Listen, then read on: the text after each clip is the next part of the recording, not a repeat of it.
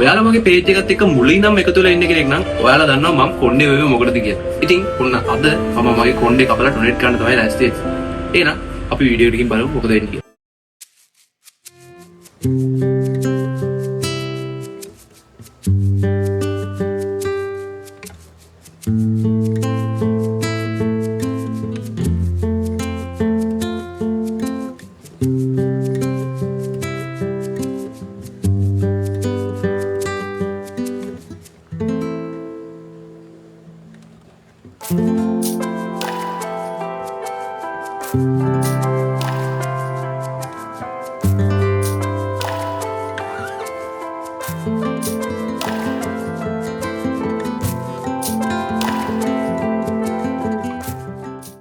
හරි බයි පස්සේ cheap invest කරන්නේ නෑ මට අර කට් එක එනවනම් අන්තිමට ඉච්චර මට දුකයි බෝ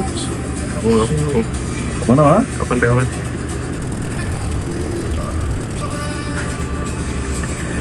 කැපුවා ගයිස් කොණ්ඩේ කැපුවා. ඉතින් මේ සැරේ මම ඩොනේට් කරන්න යන්නේ ලිටල් ප්‍රින්සස් ට්‍රස්ට් එකට.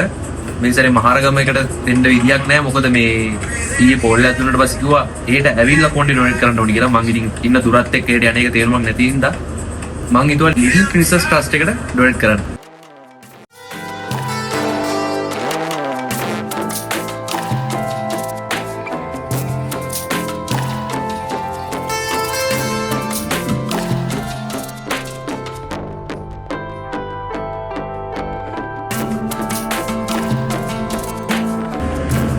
ඉතින් ඔන්න අපේ දිගට තිබ්බ කොණ්ඩේ කැපුවට පස්සේ අපේ ෆයිනල් ලුක් එක මෙන්න මේ වගේ. ඉතින් ඔයත් වැලිමඩ අවට හරි ඉන්න කෙනෙක් නම් ඔයාලට පුළුවන් අපේ සැලොන් ට්‍රෙන්ඩි එකේ අයියවයි අක්කවයි කන්ටැක්ට් කරගන්න.